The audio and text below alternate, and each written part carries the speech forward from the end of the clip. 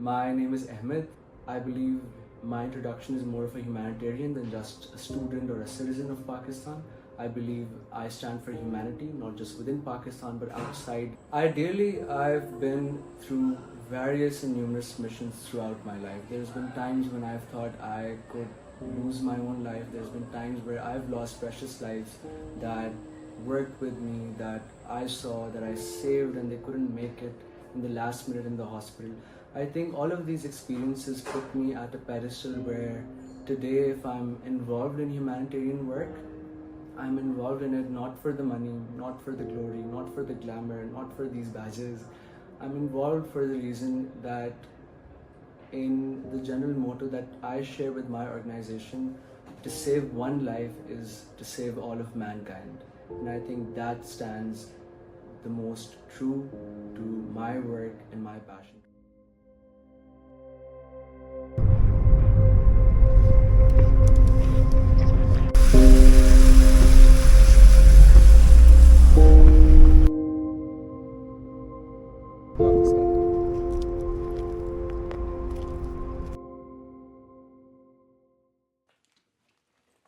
Society has done a lot to give back to me. I've thought about this quite often. I felt at one point I was completely distraught of my own origins. I was pouring in my own finances, my family's admiration, and my own experiences.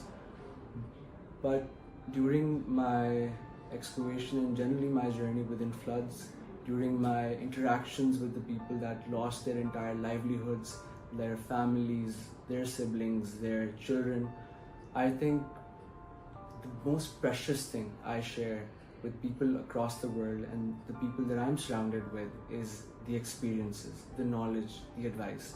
It's the idea that an elderly man places his hands on your shoulder and tells you, "Beta, I've lost all I had. I've lost my sheep, I've lost my family, I've lost my daughter, I've lost my sons, but you've done something for me." It's him telling you that you are on the right path, that you've realized something in your youth that they decided that they want to do in their 50s. I meet a lot of people in my everyday life that say they've wasted their careers trying to climb up the corporate ladder, and what I'm doing right now is something they wish they had realized in their early age.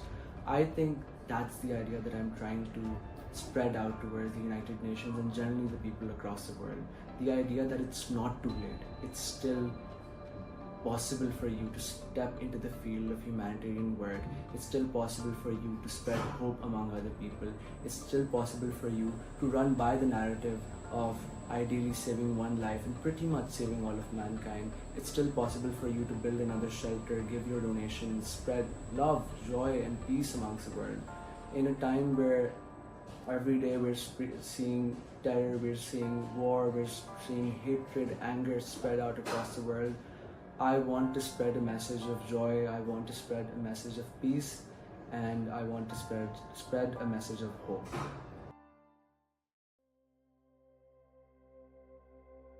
Honestly, there's been different experiences I've been through my entire life. I remember one particular moment where I was excavating a 7-8-year-old child from the rubble in Turkey, and an entire apartment had just fallen down, seeped into the ground, and I had my canines with me. I was traversing into the rubble and I find the body of this 7-8-year-old child.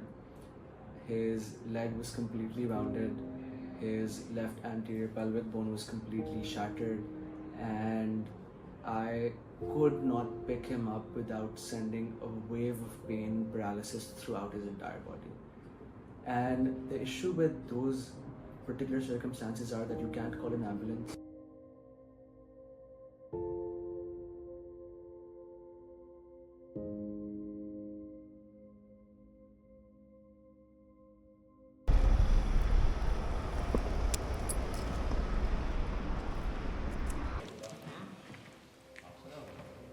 In situations like that, it is extremely probable that while excavating that child out of that rubble, you end up pushing or putting a lot of stress on the spine of that child or the broken bone of that child, which could ultimately lead to paralysis.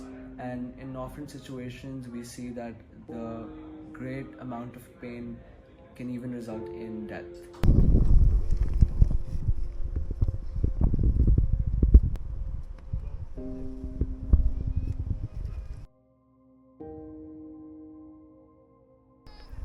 Okay, we can leave.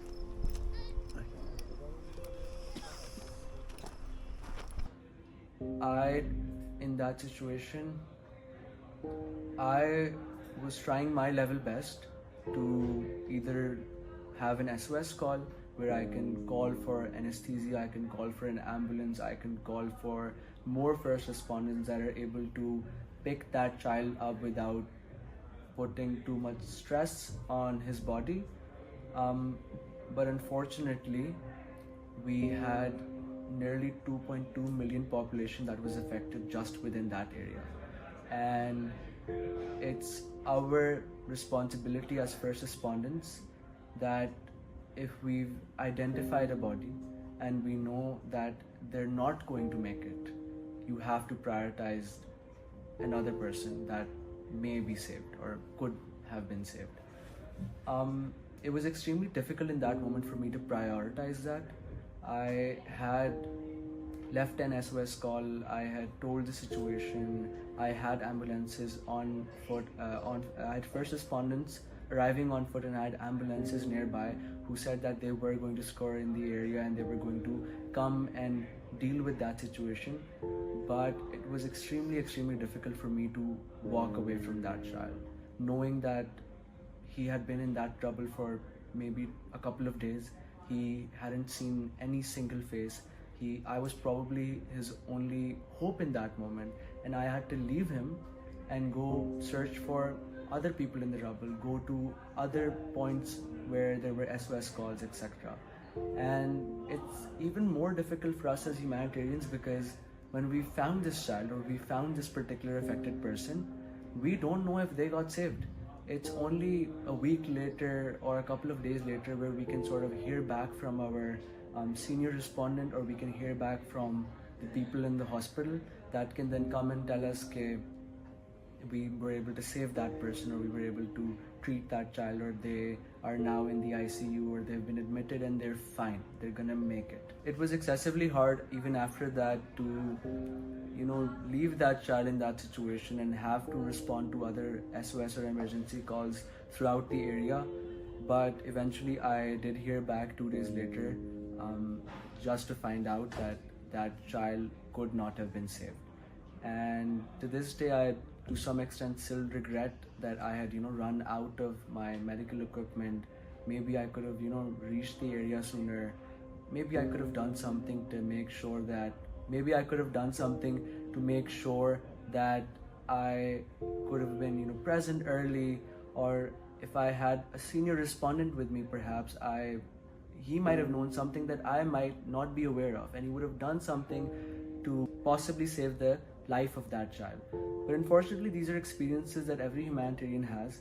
We all have lost people that we cared about, have been unable to save people that we potentially thought could have been saved. And it all ties back again to hope, right? The idea that no matter what you've lost, no matter what situation you've come across, no matter what calamity befalls you, you're still able to come back from that, and you're able to hope for better days.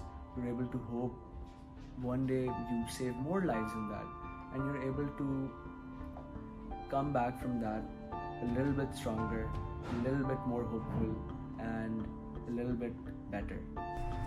Hadi yere. Terlik neredesin? Ayakkabısını ver. Teşekkür.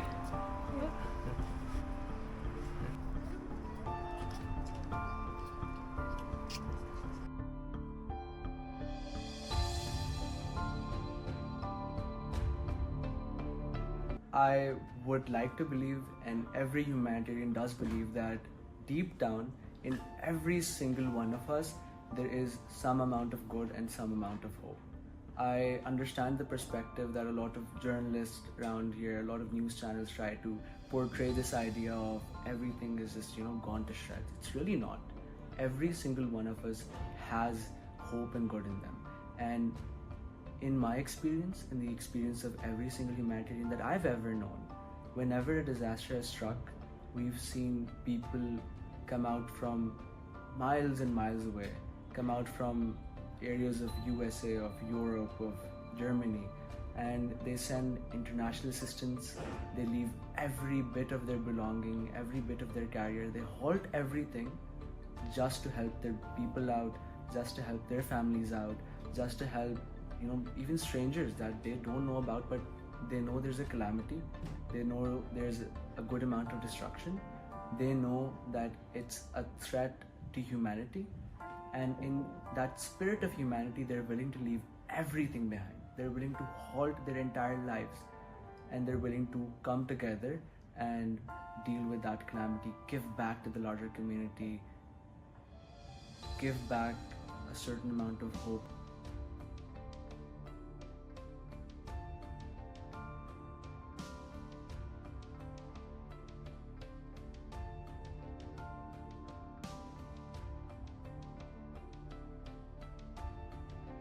I think that when you do these things for the greater good, and you do these things for humanity, not only are you giving back to the larger community and the larger community is benefiting from it, but it increases the amount of respect that people have for you. It increases your own self-respect. And honestly, in all honesty, I've never given away something without getting something even better from it. I've seen more and more good come back to me when I give back good as well. It's the idea of whatever goes on in the universe ultimately comes back.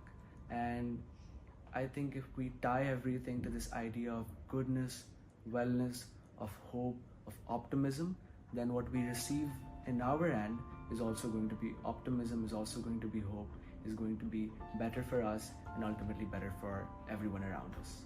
There are some emotions that every single human being feels very strongly. Especially the idea of losing someone you loved has left people in depression and anxiety, has torn the lives of people apart.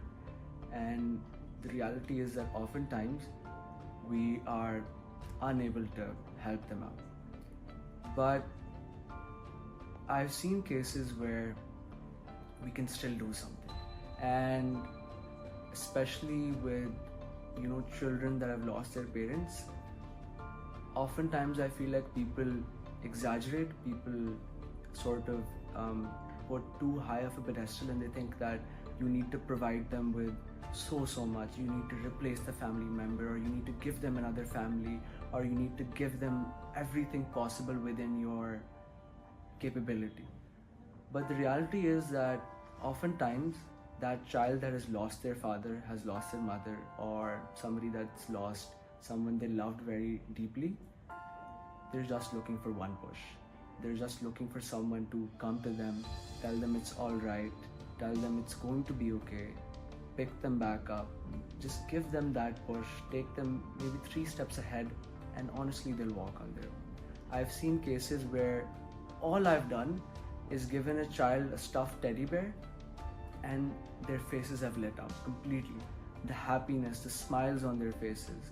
You give them a bicycle and they'll start cycling around, even around that torn building. I've seen cases where all a child wanted to do was just ride in my car. Recently I had a case where a child had lost literally his entire family. 17 siblings lost, the youngest child. And all she wanted to do was have a look at my camera, and she was so happy to do that. I think PTSD and secondary hand trauma is an entire dimension of its own. It's an entire department, and we study very deeply into the intricacies of that particular department. But I think people greatly overestimate the amount of help or support individuals like this need. Yes, they do need a lot of help, and they do need long-term help. There are long-term and short-term plans that exist for it. But honestly, all we ask for as humanitarians, and all that individual is asking for as well, is just one push, is somebody to listen, somebody that isn't going to judge them for what they've lost, but is going to judge them from how they can come back from it. Hope and togetherness both come along hand in hand.